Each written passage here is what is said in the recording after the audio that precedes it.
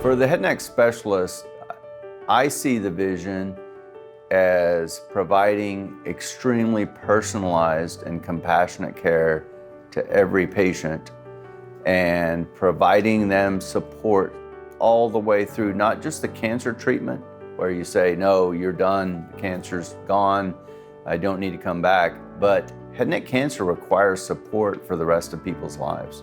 One of the unique things about the head and neck cancer specialists that we have is the longevity of care that we have among our providers. And experience, particularly in a very unique and complicated disease such as head and neck cancer, is really critical to ensure the optimal outcomes. Experience isn't the only thing. It's a passion for doing what we do every day, for being able to help the patient, for being able to treat whatever disease is going on, and especially when it comes to cancer, trying to defeat cancer. We sure win a lot of them, and a lot of it's due to the multidisciplinary treatment that you get, as well as the passion and commitment and mastery of the craft that comes from this group of people. If you look at shared experience in number of years, it's a few hundred years that we share in terms of just taking care of head and neck cancer patients, so which is really special. There have been studies that have shown that cancers are best treated in terms of outcome in centers that are comprehensive and that have all the components that mesh together. Head and neck cancer treatment requires a team approach from specialists in so many different fields and specialties, not just in medicine, but in dentistry and physical therapy, nutrition, social work, chemotherapy, radiation, speech. It just goes on and on. And if you don't all work together, the patient's not getting the best care.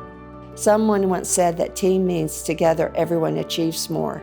And I think that really is very true for our patients. So there's a lot of work that goes in after we see somebody and before we even start treatment, where we get the entire team together to look at all the different options, which might not be surgery. It could be something completely different, and just make sure that we're doing what is the best treatment for that person in the context of their life and what they think is best. So sometimes we make different choices given with the same disease process for different people. We are not just trying to deal with their cancer.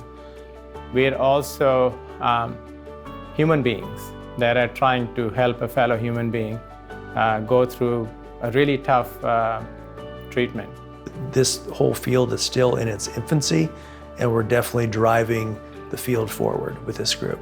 That's one of the unique aspects, that we're able to provide treatments that a lot of head and neck surgeons and radiation and chemo doctors don't offer. So those patients that are seeking for a cure or an opportunity to be cured for cancer, usually we will have one of those options available for them.